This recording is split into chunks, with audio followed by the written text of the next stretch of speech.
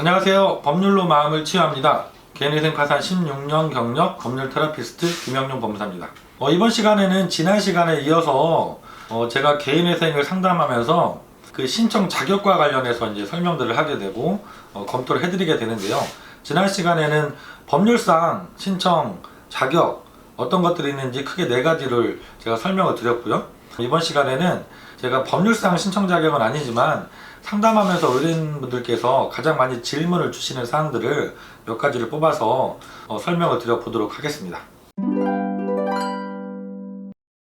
첫 번째는 법무사님 연체가 돼야만 개인회생 신청이 가능한가요? 이렇게 물어보시는 경우가 있어요. 이게 왜냐하면 그 개인 워크아웃을 같이 찾아보시니까 그러신 것 같아요.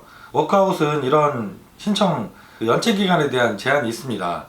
워크아웃은 연체가 되고 90일이 지나야지 신청이 되신다는 조건이 있고요. 워크아웃 전에 하실 수 있는 프리 워크아웃도 연체되고 30일 이상 지나야지 신청이 가능하다는 연체 기간에 대한 조건이 있거든요. 그래서 개인회생도 연체 기간을 요구하느냐 이렇게 물어보시는 것 같아요. 그런데 정답은 없습니다. 그래서 개인회생은 내가 연체가 되기 전에도 준비하시고 신청하는 게 가능하세요. 두 번째 많이 물어보시는 질문, 최근 채무가 많아도 개인회생이 가능한가요? 이렇게 물어보십니다.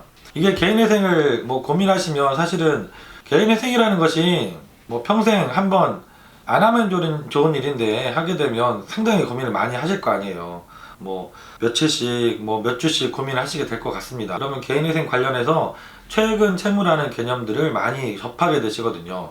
하지만 최근 채무가 많다고 해서 개인회생이 안 되는 건 아니에요. 당연히 신청이 가능하십니다. 그리고 최근 채무가 많다고 하더라도 이 사용 용도가 내가 엉뚱한 데 쓴 게 없다고 하면 전혀 걱정하실 필요가 없어요. 내가 최근에 어려워지시면서 대출을 많이 받았다. 그래서 그게 내가 실제로 정상적으로 내가 사업하는 사업자금으로 쓰였다. 아니면 기존 대출금들 상환하고 돌려막는 데 쓰이셨다. 이렇게 사용이 되었다 하면 전혀 문제가 안 되십니다. 그 사용처만 소명을 잘 해주시면 돼요. 하지만 이게 문제가 되는 경우들은 그 사용처가 엉뚱한 데 쓰신 경우죠. 이런 경우에는 당연히 법원에서는 그 이상 청산가치를 올려달라 해서 변제금이 올라갈 수는 있어요. 하지만 그런 경우에도 개인회생이 기각되는 경우는 거의 없으니까 크게 걱정을 하지 않으셔도 됩니다.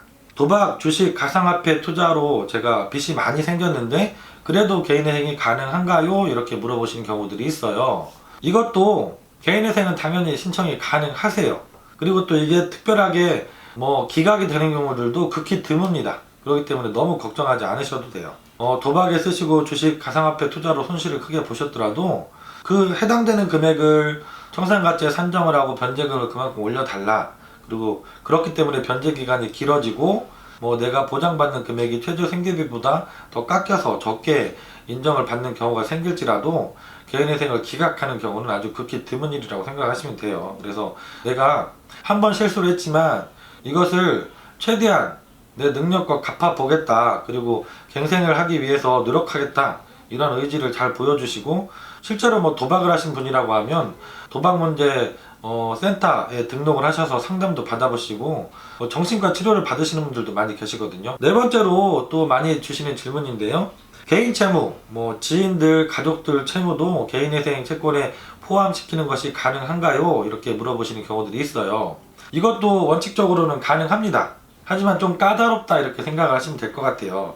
우리가 금융기관인 은행이나 카드사, 저축은행, 대부업체 이런 곳에서 빌린 채무야 부채증명서라는 것을 발급해서 제출하면 그걸로 당연히 인정이 되지만 개인들한테 빌린 돈을 구체적으로 빌렸다는 것, 그리고 내가 이자도 지급해 왔다는 것을 금융자료를 통해서 소명을 요구하시는 경우들이 대부분입니다. 그래서 내가 돈을 빌렸는데 그 돈이 그 지인에게서부터 내 통장으로 입금된 내역, 그리고 내가 이자를 지워왔다면 그 이자를 지급했던 내역, 이런 것까지도 다 통장 거래 내역으로 입증을 하실 수 있어야 된다는 얘기죠.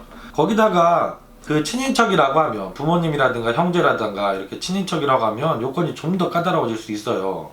왜냐하면 이 개인 간의 채무 관계는 악용될 염려가 있다고 법원에서는 생각을 하세요. 그렇기 때문에 요건을 좀 더 까다롭게 증명을 해야만 법원에서 받아주고 있다.